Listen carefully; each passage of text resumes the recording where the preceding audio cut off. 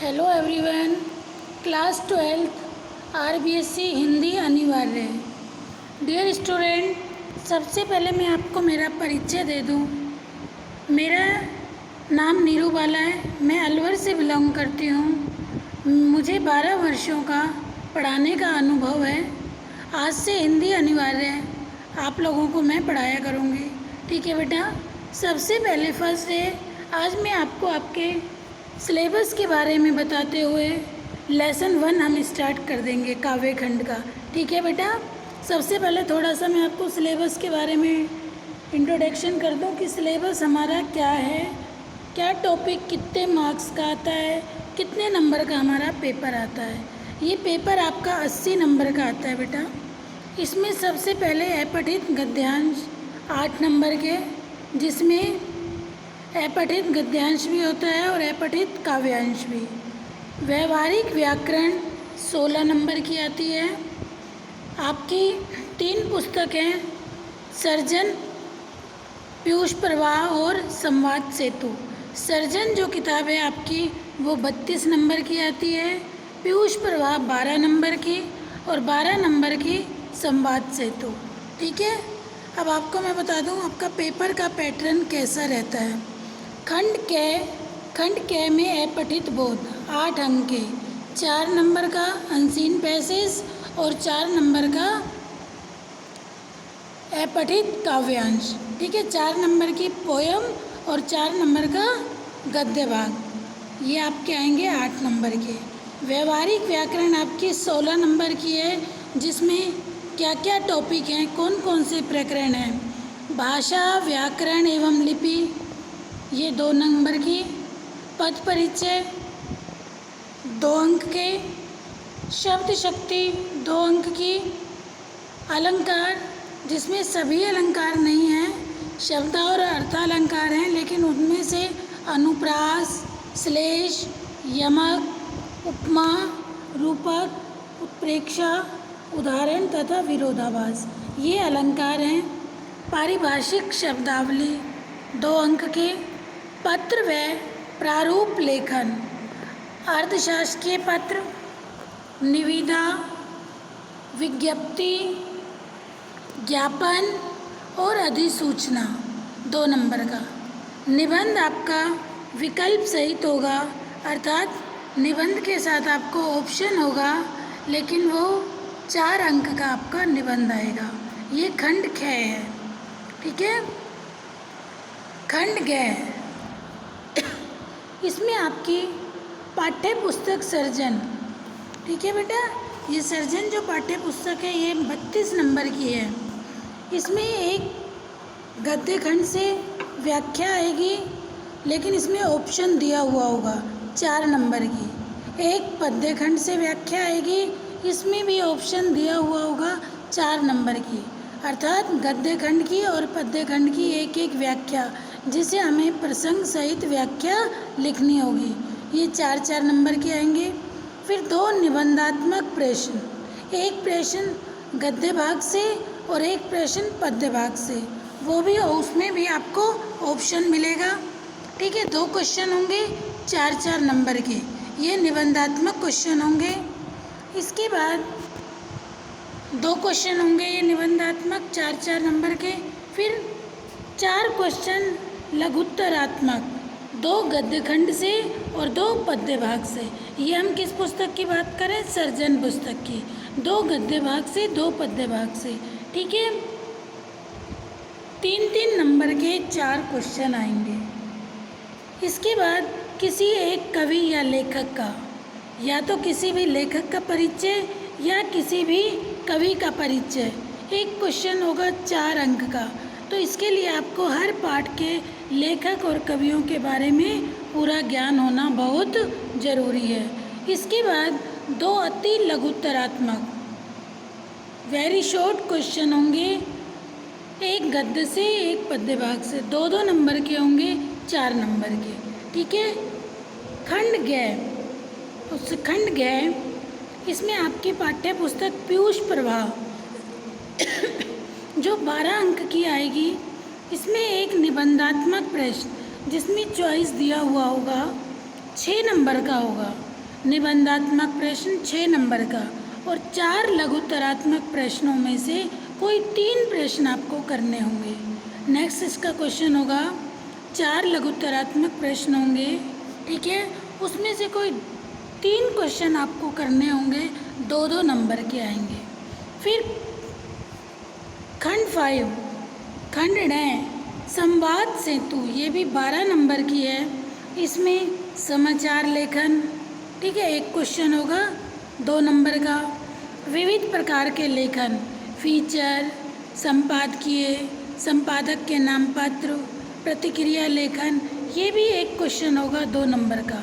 साक्षात्कार लेने की कला, ये भी एक क्वेश्चन आएगा आपका 2 नंबर का।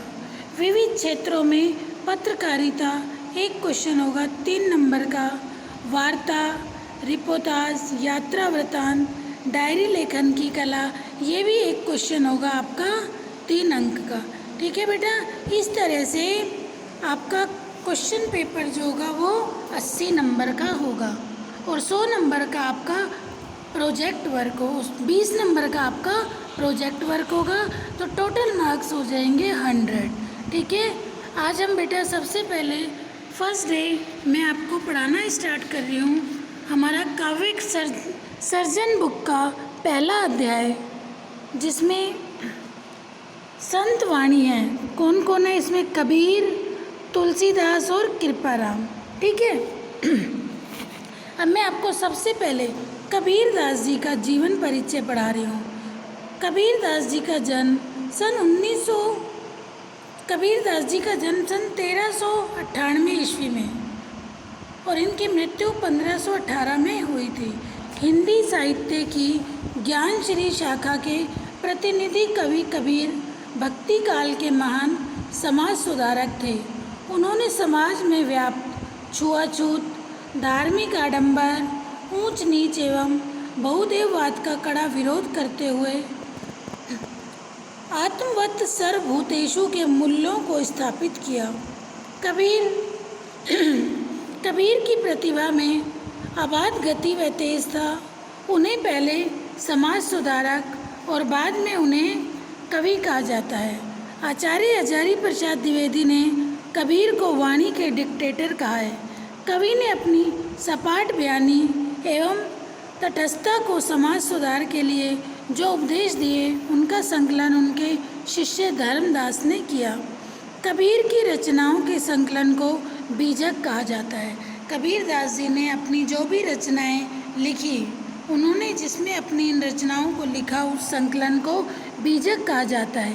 बीजक के 3 भाग हैं, साखी, शबद और रमैनी। संत काव्य परंपरा में उनका काव्य हिंदी साहित्य की अमूल्य निधि है। पाठ्य पुस्तक में चयनित कबीर के दोहे सदाचार एवं श्रेष्ठ जीवन मूल्यों को अपनाने की प्रेरणा देते हैं, ठीक है। कबीरदास जी की जो भाषा है उसे सदुकड़ी भाषा कहा गया है या खिचड़ी भाषा भी कहा गया है। देखिए, पता चला कबीरदास जी का जन्म 1398 में हुआ था। इनकी मृत्यु कब हुई थी? 1518 ईस्वी में हुई थी। इनकी भाषा को क्या नाम दिया गया? सदुकड़ी भाषा का इन्होंने प्रयोग किया। अब हम आ जाते हैं इनके दोहे पर, ठीक है, कबीरदास जी के दोहे, ठीक है। फर्स्ट है आपका, देखिए, त्याग तो ऐसा कीजिए सब कुछ एक ही बार, सब प्रभु का मेरा नहीं निहचे किया विचार।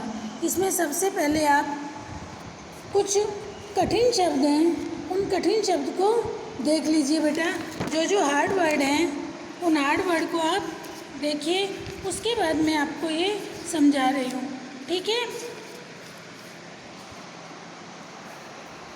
देखिए, त्याग तो ऐसा कीजिए सब कुछ एक ही बार, सिर्फ सब प्रभु का मेरा नहीं निहचे किया विचार। सबसे पहले इसमें आपको क्या लिखना है? सबसे पहले इसमें आपको करना है प्रसंग, ठीक है। प्रसंग क्या है? प्रसंग में हम क्या लिखते हैं बेटा? पाठ का नाम, कवि का नाम और कवि इसमें कहना क्या चाह रहा है। ठीक है, संत इसमें कहना क्या चाह रहा है उस बारे में हम प्रसंग में लिखते हैं। ठीक है, यह दोहा संत कवि कबीर द्वारा रचित संत वाणी शीर्षक से लिया गया है। इसमें निस्वार्थ त्याग के महत्व एवं स्वरूप को बताया गया है। जैसा कि मैंने आपको बताया, हमें प्रसंग लिखना होता है, फिर व्याख्या और फिर विशेष। प्रसंग में हमें सबसे पहले पाठ का नाम की प्रस्तुत दोहा हमारी पाठ्य पुस्तक के पाठ से लिया गया पाठ का नाम, फिर कवि का नाम और कवि इसमें क्या कहना चाह रहा है। हमारा ये प्रस्तुत दोहा, त्याग तो ऐसा कीजिए सब कुछ एक ही बार, सब प्रभु का मेरा नहीं निहचे किया विचार। इसमें निस्वार्थ त्याग के महत्व एवं स्वरूप को बताया गया है। देखिए, कबीर दास जी कहते हैं कि त्याग ऐसा कीजिए सब कुछ एक ही बार, त्याग तो ऐसा कीजिए सब कुछ एक ही बार। कबीर दास जी कहते हैं कि हमें एक बार में ही अपना सब कुछ त्याग कर देना चाहिए। सब प्रभु का मेरा नहीं नियचे किया विचार। हमें सब कुछ दूसरों को अर्पित कर देना चाहिए।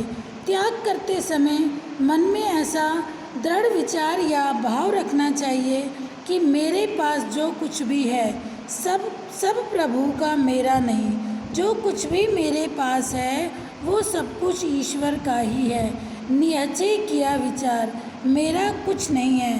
मैंने जो त्याग किया वह प्रभु का दिया हुआ ही प्रभु को अर्पित किया। ठीक है, त्याग दोबारा देखिए, त्याग तो ऐसा कीजिए सब कुछ एक ही बार। कबीर दास जी कहते हैं हमें सब कुछ एक बार में ही त्याग कर देना चाहिए, दूसरे को अर्पित कर देना चाहिए। त्याग करते समय हमारे मन में ऐसा दृढ़ विश्वास होना चाहिए, दृढ़ विचार होना चाहिए, ऐसा भाव रहना चाहिए सब प्रभु का मेरा नहीं। अर्थात जो कुछ मुझे मिला था वो सब प्रभु से ही तो मिला था। निहचे किया विचार, वह ईश्वर का ही है, मेरा कुछ नहीं था और मैंने सब कुछ प्रभु का दिया हुआ प्रभु को ही अर्पित कर दिया। ठीक है, अब इसमें विशेष क्या आएगा। मनुष्य के त्याग में स्वार्थ नहीं बल्कि परोपकार, परोपकार होता है दूसरे का भला करने की भावना निहित होनी चाहिए। ठीक है, मनुष्य के त्याग में जब हम त्याग करें तो उसमें स्वयं का स्वार्थ नहीं बल्कि परोपकार की भावना होनी चाहिए। सब कुछ ईश्वर का है, यह विचार करने वाला मनुष्य ही सच्चा त्यागी बन सकता है। जब हमारे मन में ये भाव आ जाता है कि मेरा तो कुछ भी नहीं है, जो कुछ है वो सब कुछ ईश्वर का ही है। नेक्स्ट, इसकी भाषा सरल सहज है और शैली उपदेशात्मक। ये दो बातें आप विशेष में लिख दीजिए। ठीक है, समझ आया। एक बार फिर देखिए, त्याग तो ऐसा कीजिए सब कुछ एक ही बार। कबीर दास जी कहते हैं इस दोहे में, कबीर दास जी ने कहा है कि व्यक्ति को एक बार में ही सब कुछ त्याग कर देना चाहिए, कुछ सोचना नहीं चाहिए। त्याग करते समय ऐसा दृढ़ विचार या भाव रहना चाहिए सब प्रभु का मेरा नहीं, मेरा तो कुछ भी नहीं है, सब कुछ किसका है, ईश्वर का ही है, मेरा कुछ नहीं। मैंने जो त्याग किया वह प्रभु का दिया हुआ ही अर्पित कर दिया। नेक्स्ट सेकंड, सुनिए गुण की वार्ता, सुनिए गुण की वार्ता, ओगुन लीजे नाही, हंस क्षीर को गए थे, नीर सो त्यागो जाही। देखिए, इसमें कुछ कठिन शब्द लिखिए। वार्ता, वार्ता मीन्स श्रेष्ठता। सुनी गुण की वार्ता, क्षीर दूध, गहत गहत ग्रहण करता है, ओगुण अवगुण, नीर पानी। देखिए, इसमें कुछ कठिन शब्द हैं, उन्हें आप साथ के साथ अपनी बुक में लिखते जाओ बेटा। जैसे इसमें आया, सुनिए गुण की वार्ता, सुनिए गुण की वार्ता, ओगुन लीजिए नाही, हंस छीर को गहत है, नीर सो त्यागो जाही। देखिए इसमें वार्ता, वार्ता मीन्स है श्रेष्ठता, वार्ता श्रेष्ठता। छीर मीन्स दूध, गहत ग्रहण, गहत मीन्स ग्रहण करता है। अवगुण अवगुण। नीर मीन्स पानी। देखिए कभी इन कठिन शब्दों को आप साथ के साथ बुक में लिखते जाइए। कबीरदास जी इस दोहे का प्रसंग आएगा। यह दोहा संत कबीरदास जी द्वारा रचित है। इसमें गुणों को ग्रहण करने तथा अवगुणों को त्यागने का उपदेश दिया है। इस दोहे में कबीरदास जी ने कहा है कि हमें गुणों को ग्रहण करना चाहिए और अवगुणों को त्याग देना चाहिए। देखिए अब इसका व्याख्या क्या है। कबीरदास जी कहते हैं कि सुनिए गुण की वार्ता।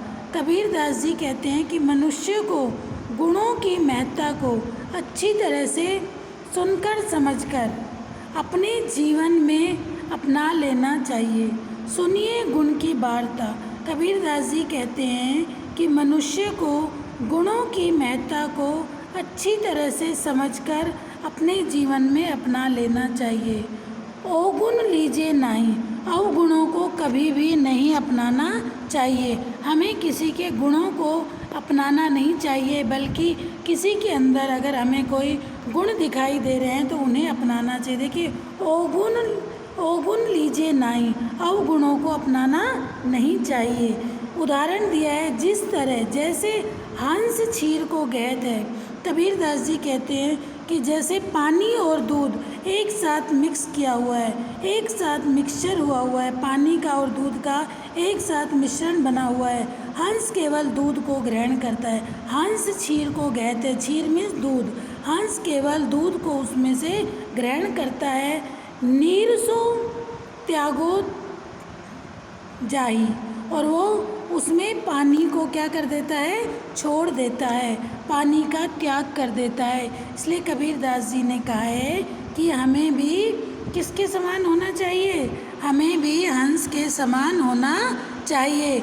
गुणों को, हमें दूसरों के गुणों को ग्रहण करना चाहिए, अवगुणों को नहीं। दोबारा देखिए, सुनिए गुण की वार्ता। कबीरदास जी कहते हैं कि मनुष्यों को गुणों की महत्ता को अच्छी तरह से समझकर ग्रहण करना चाहिए। अवगुण लीजिए नहीं, अवगुणों को नहीं ग्रहण करना चाहिए। जैसे हंस दूध और पानी में से दूध को ग्रहण कर लेता है, बाकी पानी को वो त्याग देता है। अब इसके विशेष में आएगा हंस का नीर शीर विवेक। काफ़ी प्रसिद्ध कथन है। व्यक्ति को भी विवेकशील होकर गुणों को ग्रहण करना और अवगुणों को त्यागने का उपदेश दिया है। इस दोहे के माध्यम से कबीरदास जी ने कहा है कि व्यक्ति को भी गुणों को ग्रहण करने वाला और अवगुणों को त्यागने का उपदेश दिया है। हंस की विवेकशीलता का उपमान बताया गया है। इसकी जो शब्दावली है वह सरल एवं दृष्टांत अलंकार का प्रयोग किया गया है। ठीक है बेटा, जब आप अलंकार पढ़ोगे तो आपको ये सब समझ आ जाएगा। हमें व्याख्या में प्रसंग, व्याख्या और विशेष लिखना होता है। समझ आई इसकी व्याख्या? कबीरदास जी क्या कहना चाहते हैं? सुनिए गुण की वार्ता, अवगुण लीजिए नाई, हंस छीर को गहत है, नीर सो त्यागो जाई। नेक्स्ट 3rd नंबर का दोहा है, छोड़े जब अभिमान को, सुखी भया सब जीव, भावे कोई कछु कहे, मेरे हिया निज पियो। अब इसमें देखिए कबीरदास जी क्या कह रहे हैं। कबीरदास जी कह रहे हैं कि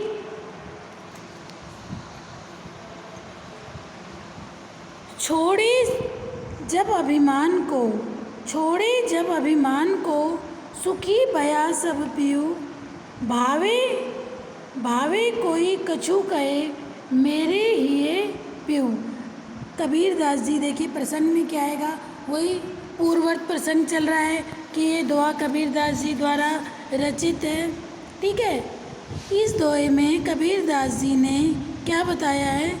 कबीरदास जी ने इस दोहे में स्वयं को कर्ता भोक्ता मानने का अभिमान न रखकर परमात्मा की भक्ति करने का भाव व्यक्त किया।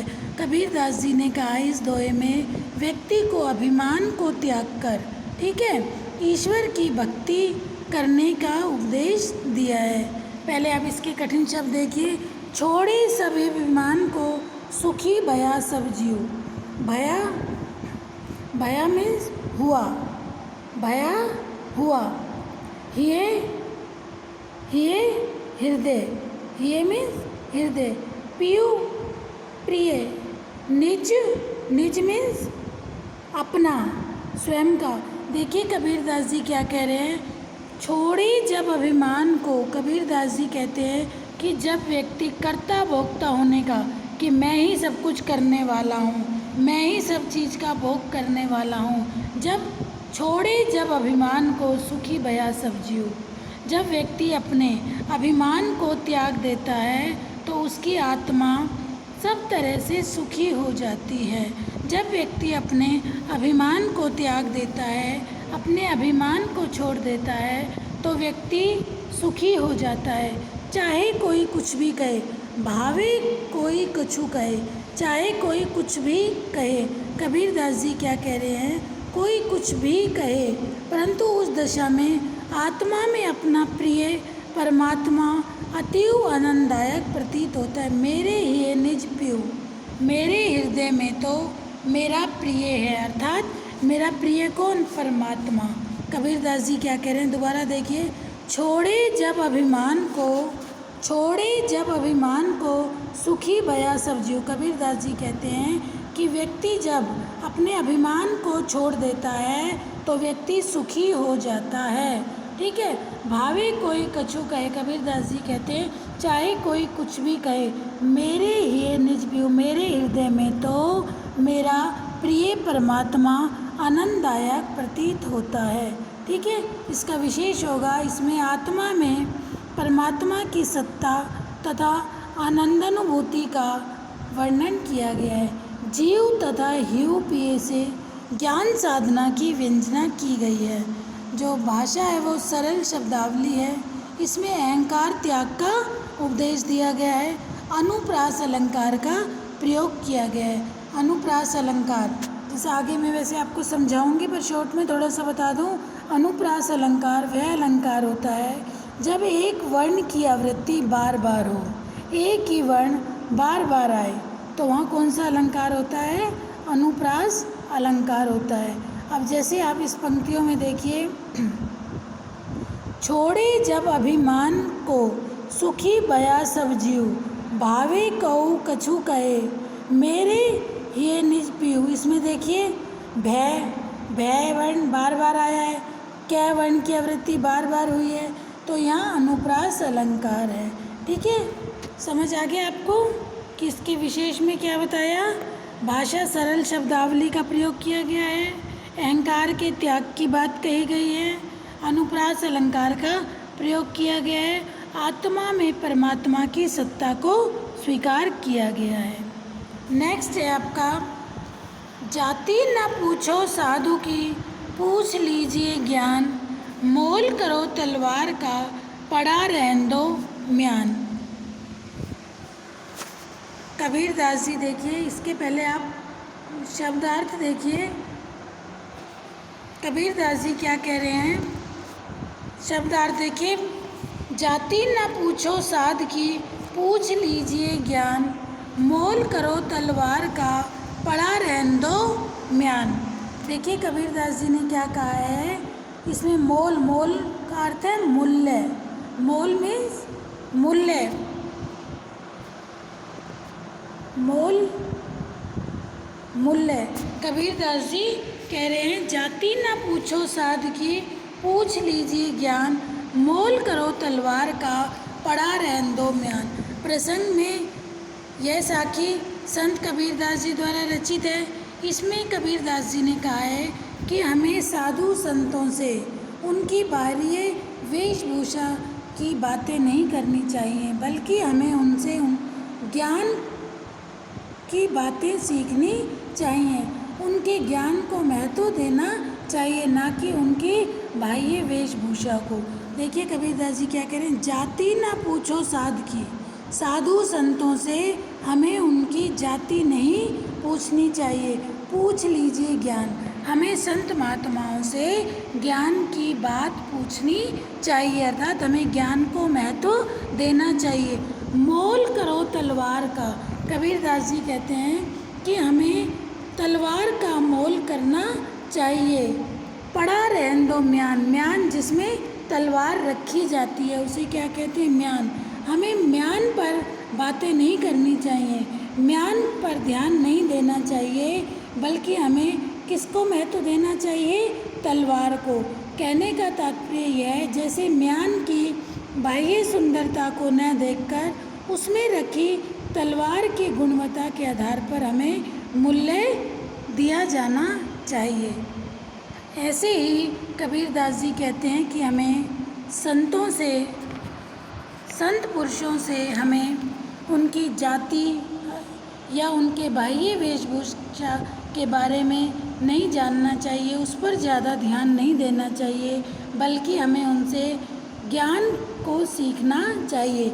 जाति ना पूछो साध की, पूछ लीजिए ज्ञान। संत महात्माओं से हमें उनकी जाति पाति को नहीं पूछना चाहिए, ना उनके बाह्य व्यक्तित्व को देखना चाहिए, बल्कि हमें उनसे ज्ञान को ग्रहण करना चाहिए। मोल करो तलवार का, कबीरदास जी कहते हैं पड़ी रहने दो म्यान।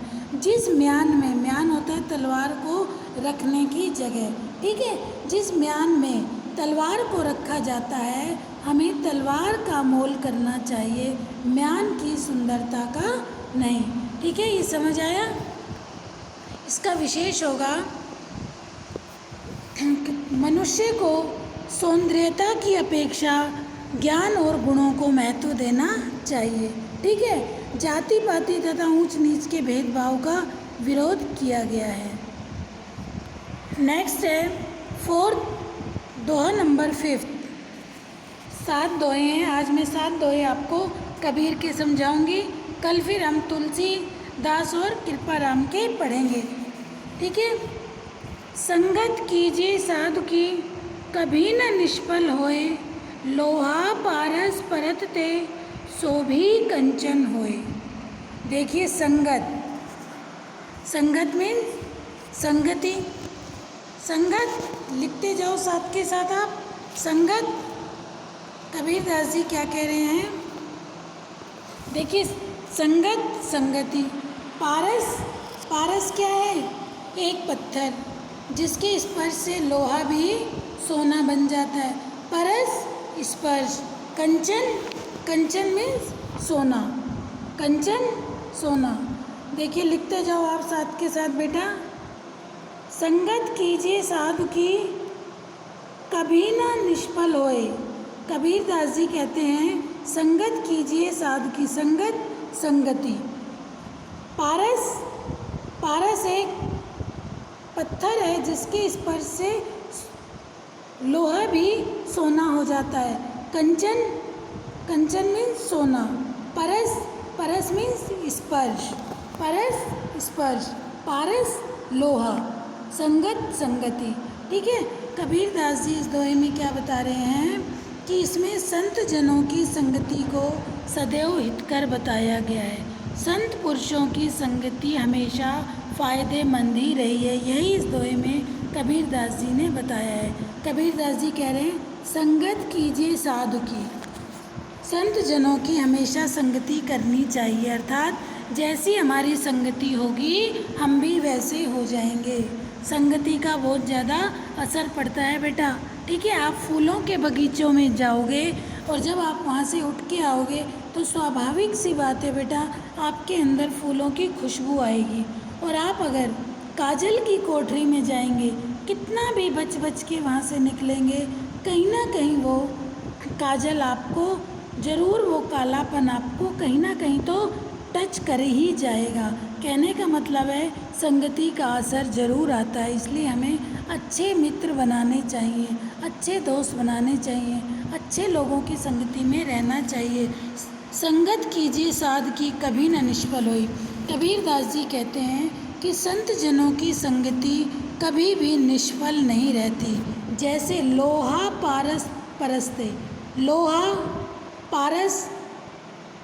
परस्ते। जिस तरह कबीरदास जी कहते हैं, पारस का स्पर्श करने से लोहा पारस के स्पर्श से सोना हो जाता है। अर्थात लोहा चाहे कैसा भी हो, पारस के स्पर्श से खरा सोना बन जाता है। तो ऐसे ही हम भी अगर अच्छे पुरुषों की संगति करेंगे, संत जनों की संगति करेंगे, तो हमारे अंदर भी दुर्गुण समाप्त होकर सद्गुणों हो जाएंगे। अर्थात दुर्गुणों का नाश हो जाएगा और हम भी गुणवान बन जाएंगे। तो कबीरदास जी ने क्या कहा, दोबारा देखिए, संगत कीजिए साध की कभी न निष्फल होए। कबीरदास जी कह रहे हैं कि संत जनों की संगति कभी भी निष्फल नहीं होती। ठीक है, जैसे लोहा पारस परस्ते, जैसे लोहा पारस के स्पर्श से सोना बन जाता है, उसी तरह संत पुरुषों की संगति करने से हर व्यक्ति महान हो जाते हैं। ठीक है, साधु संगति में मूर्ख व्यक्ति भी सदाचारण का व्यवहार अपनाने लगता है। ठीक है, विशेष में हम ये लिखेंगे।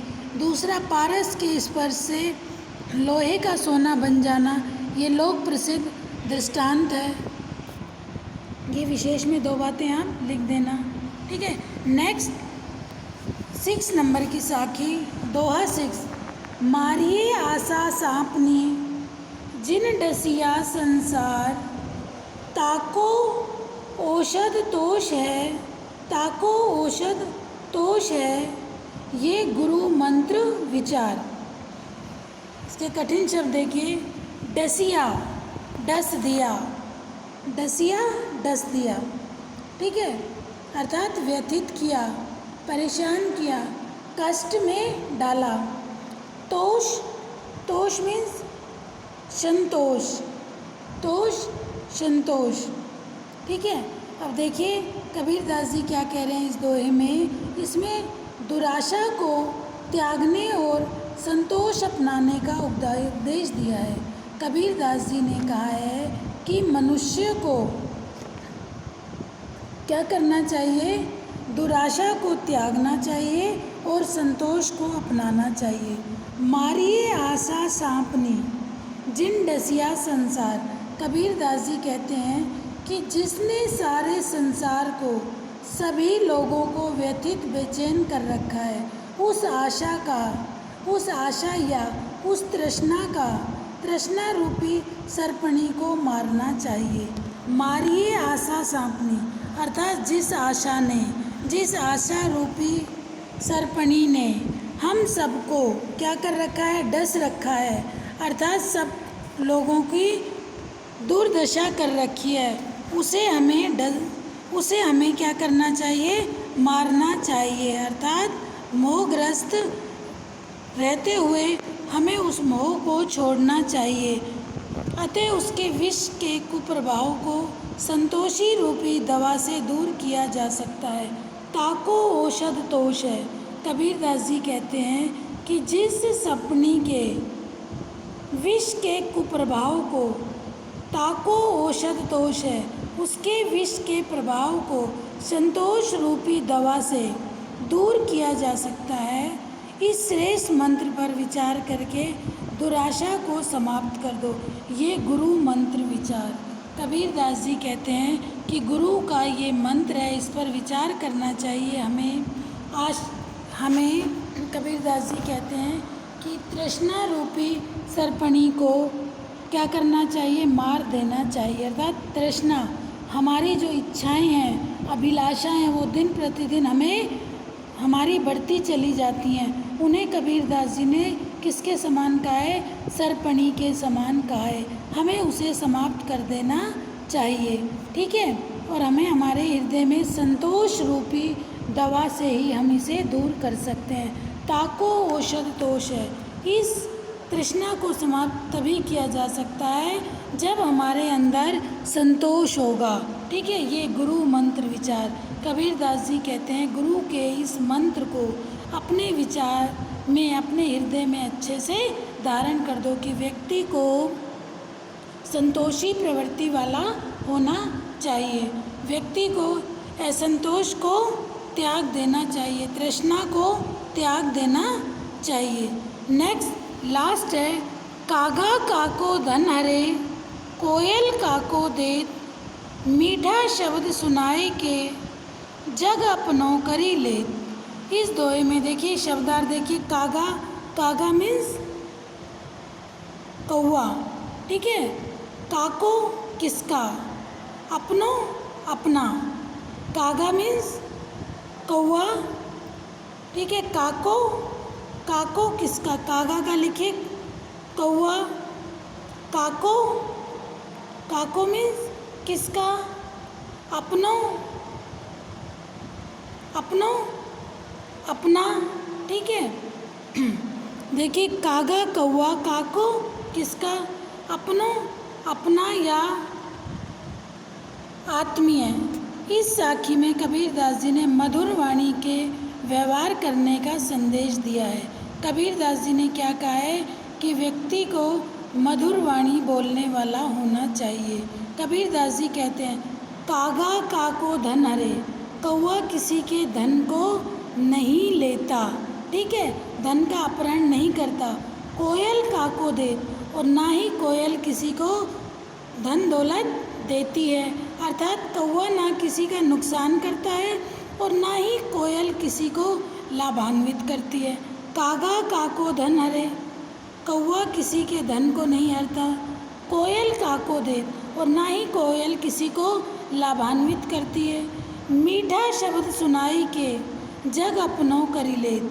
सिर्फ और सिर्फ कोयल सबको प्रिय लगती है और कौवा किसी को भी अच्छा नहीं लगता। सिर्फ अंतर है तो सिर्फ मीठी वाणी का, मीठे स्वर का। मीठा स्वर ही दूसरे को अच्छा लगता है, इसलिए कोयल सबको मीठा शब्द सुनाई के जग को अपना करी लेत। कोयल अपने मीठे स्वर से जग को अपना बना लेती है और कौवा किसी को भी अच्छा नहीं लगता। देखिए, कागा काको धन हरे, कौवा किसी के धन को नहीं लेता। कोयल काको देत, और ना ही कोयल किसी को कुछ देती है। मीठा शब्द सुनाए के, सिर्फ अपने शब्दों से, मीठी वाणी से जग को करी लेत, जग को अपना बना लेती है। तो देखिए, मनुष्य को ऐसी वाणी का विशेष में आएगा, मनुष्य को ऐसी वाणी का प्रयोग करना चाहिए जो दूसरे को मधुर लगे, ठीक है। हमें हमेशा मधुर वाणी का ही प्रयोग करना चाहिए, मीठा बोलना चाहिए, किसी से कटु वचन नहीं कहने चाहिए। कै वर्ण की बार बार आवृत्ति हुई है, जैसा कि मैंने आपको बताया, इसमें अनुप्रास अलंकार है। अनुप्रास अलंकार कहाँ होता है, जब एक वर्ण एक से अधिक बार आ जाए, तद वर्णों की आवृत्ति हो। जैसे कागा काको धन हरे, कोयल काको देत, इसमें कै बार बार आने के कारण कौन सा अलंकार है, इसमें अनुप्रास अलंकार। ठीक है बेटा, आज मैंने आपको फर्स्ट लेसन काव्य खंड का, जिसमें कबीरदास के सारे दोहे समझा दिए। कल मैं आपको तुलसी राम और कृपा राम के समझा दूंगी। कोई भी डाउट हो बेटा, अपने डाउट्स को ज़रूर क्लियर करना, अपने डाउट अपने मन में मत रखना। कोई भी दोहा आपको समझ नहीं आया हो, कोई कठिन शब्द आपको नहीं आया हो, कोई विशेष समझ नहीं आया हो, तो आप ज़रूर अपने डाउट क्लियर करना। हम लोग आपके डाउट क्लियर करने के लिए ही हैं, ठीक है। ये सारे दोहे आपको समझ आ गए, साथ के साथ दोहे कबीरदास जी के थे। Thank you.